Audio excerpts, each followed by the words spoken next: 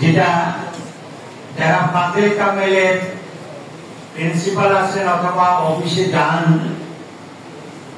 তারা উপলব্ধি করতে পেরেছেন ইসলামী আরবি বিশ্ববিদ্যালয়ের পরিবেশ আগের মতো নাই। যদি কোনো সমস্যায় আপনারা পড়েন তারা আপনাদেরকে ঘুরায় এবং আপনাদেরকে দীর্ঘসূত্রিতায় ফেলে অবশ্যই আপনারা আমাদেরকে জানাবেন।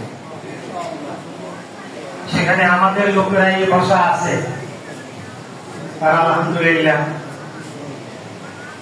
দায়িত্বশীল যারা আছেন তারা সকাল 9টায় আসেন, অনেক সময় রাত্রে 10টা 11টায় অফিস থেকে বের হন।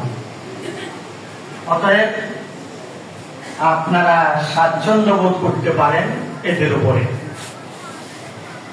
2 নম্বর হচ্ছে মাদ্রাসা বোর্ড, যেখানে আপনাদের আলেম পর্যন্ত বিভিন্ন কাজ থাকে।